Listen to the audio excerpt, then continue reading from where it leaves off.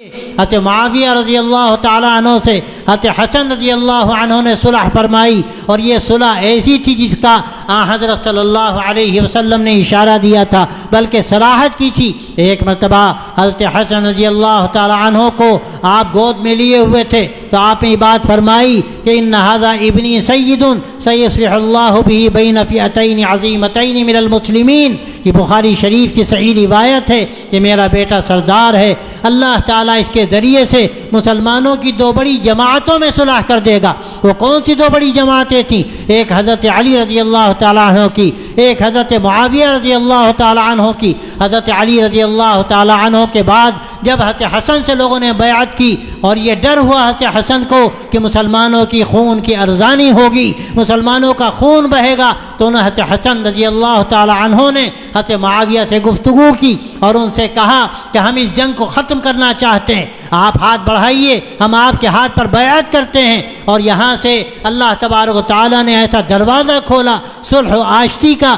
کہ اس کو مسلمانوں نے، بڑے بڑے مورخین و محدثین نے عام الجماعہ سے یاد کیا کہ یہ وہ سال تھا جس میں مسلمانوں میں اتحاد پیدا ہوا۔ حضرت معاویہ رضی اللہ عنہ کے زمانے میں فتوحات کی کثرت ہوئی۔ اور میں جو بات کہنا چاہتا ہوں اور میں سنانا چاہتا ہوں لوگوں کو جو دھوکہ دیتے ہیں کہ حضرت علی رضی اللہ عنہ کے بعد حضرت حسن نے صلح کی، حضرت حسین رضی اللہ تعالی عنہ ان کے ساتھ تھے، حضرت معاویہ رضی اللہ تعالی عنہ کی 20 سال کی مدت گزری، حضرت حسن رضی اللہ تعالی عنہ دنیا سے رخصت ہو گئے، پوری مدت حضرت معاویہ کی اطاعت کرتے رہے، ان کو خلیفہ مانا انہوں نے، حضرت حسین نے خلیفہ مانا۔ اگر معاذ اللہ حضرت معاویہ منافق تھے، اگر معاذ اللہ حضرت معاویہ رخ سے پھر گئے اور مرتد ہو گئے، تو یہ سارے حضرات حضرت حسن حضرت حسین کیا خدا نخواستہ بزدل تھے، خدا نخواستہ یہ منافق تھے کہ ایک منافق میں ہاتھ میں ہاتھ دیے رہے، اس کی بات مانتے رہے؟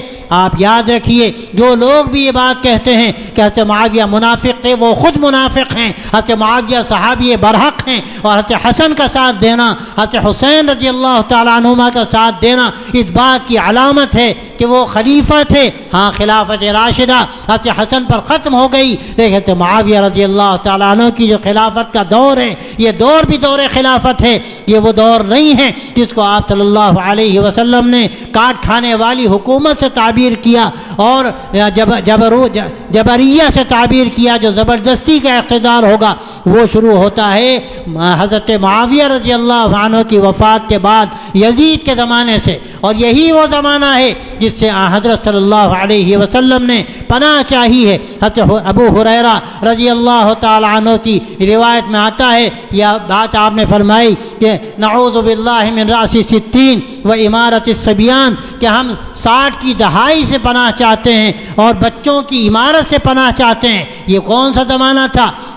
یہ 60 سال جو مکمل ہوئے حضرت معاویہ رضی اللہ عنہ کی وفات پر مکمل ہوئے، اور اس کے بعد زمانہ یزید کا ہے جو ظالم و جابر تھا، آپ نے اس کے زمانے سے پناہ مانگی۔ یہ اسلام کی تاریخ، یہ اسلام کی حقانیت ہے۔ آپ صلی اللہ علیہ وسلم نے جو صحابہ رضی اللہ عنہم کو تیار فرمایا، اللہ نے ان کے بارے میں گواہی دی، وَأَلْزَمَهُمْ كَلِمَةَ التَّقْوَى وَكَانُوا أَحَقَّ بِهَا وَأَهْلَهَا، کہ اللہ تبارک و تعالی نے ان کے لیے ایک تقوی کی بات کو لازم کر دیا۔ اللہ نے ان کا مزاج ایسا بنایا کہ تقوی ان کے مزاج میں داخل ہو گیا، ان کے دل و دماغ میں پیوست ہو گیا۔ اور پھر کیا فرمایا؟ وَكَانُوا أَحَقَّ بِهَا وَأَهْلَهَا، کہ وہ اس کے حقدار تھے اور اس کے اہل تھے۔ تو میرے بھائیوں اور دوستوں، یہ ہمارا عقیدہ ہے اور یہ ہماری تاریخ ہے اسلام کی۔ اور حضرات صحابہ رضی اللہ تعالی عنہ کے بارے میں آپ صلی اللہ علیہ وسلم نے امت کو خبردار کیا، اور حضرت علی رضی اللہ تعالی عنہ کے بارے میں بھی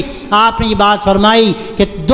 دو جماعتیں ہیں جو تمہارے سلسلے میں ہلاک ہوں گی، ایک مبغض مفرط، ایک محب مفرط، ایک وہ جو تم سے بغض کرے گی اور تجاوز کرے گی، اور ایک وہ جو تم سے محبت کرے گی اور تجاوز کرے گی۔ حضرت علی سے محبت تو ایمان ہے۔ آپ صلی اللہ علیہ وسلم نے اس کا حکم دیا کہ حضرت علی جس کے دوست میں اس کا دوست، اور جو ان سے محبت کرتا ہے مجھ سے محبت کرتا ہے، گویا کہ دو ٹہنیوں کی طرح ہے۔ لیکن اگر اس میں کوئی غلو کرتا ہے، اور حضرت علی کی محبت کو حضرات شیخین کی محبت پر فوقیت دیتا ہے، یا اگر یہ کرتا ہے کہ وہ فضیلت دیتا ہے حضرت علی رضی اللہ عنہ کو حضرات شیخین پر، تو خود حضرت علی رضی اللہ تعالیٰ عنہ کی زبان میں وہ مفتری ہے، وہ گڑھنے والا ہے اور ایسی بات کہنے والا ہے جو سراپا جھوٹ ہے۔ تو میرے بھائیوں، ہمیں اس عقیدے پر قائم رہنا ہے۔ اللہ کے رسول صلی اللہ علیہ وسلم نبی آخر الزمان، آپ کی لائی ہوئی شریعت آخری شریعت، حضرت ابوبکر صدیق رضی اللہ تعالی عنہ، حضور کے بعد افضل ترین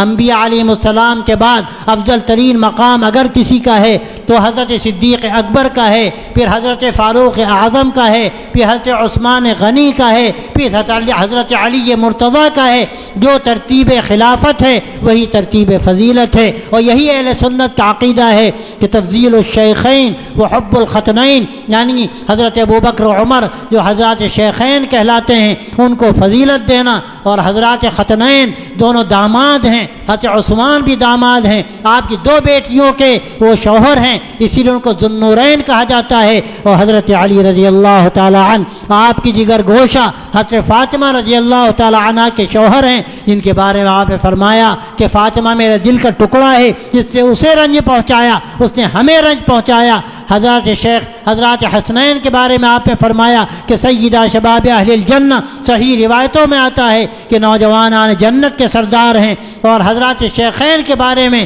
صحیح روایتوں میں آتا ہے کہ جنت کے جو ادھیڑ عمر کے لوگ ہیں یہ ان کے سردار ہیں۔ تو میرے بھائیوں، یہ ہمارے عقیدے کی بات ہے اور اسی پر ہمیں رہنا ہے، اور پھر تمام صحابہ کے بارے میں یہ سمجھنا کہ وہ اللہ کے نبی صلی اللہ علیہ وسلم کے ماننے والے، آپ کے بعد آپ صلی اللہ علیہ وسلم کے دین کی نگہداشت کرنے والے، ساری دنیا میں دین کو پھیلانے والے۔ اور میں آپ سے صاف کہتا ہوں، آج جو ہمیں دین ملا، ایمان ملا، اللہ نے ہمیں یہ موقع دیا کہ ہم دین کی بات سنیں، ہم مسجدوں میں جائیں، ہم اذانیں دیں، ہم شریعت کے بارے میں علم رکھیں۔ یہ حقیقت یہ ہے، حضرات صحابہ رضی اللہ تعالیٰ عنہم کا فیض ہے۔ اگر وہ ٹہنی کاٹ دی جائے تو یاد رکھیے کوئی چیز سلامت نہیں رہے گی، نہ دین سلامت رہے گا نہ ایمان سلامت رہے گا۔ اور یہ جو طبقہ ہے روافض و شیعوں کا، انہوں نے حقیقت میں دین پر تیشہ چلایا اور ہمیشہ پوری تاریخ بھری پڑی ہے کہ انہوں نے اسلام کو نقصان پہنچایا۔ میں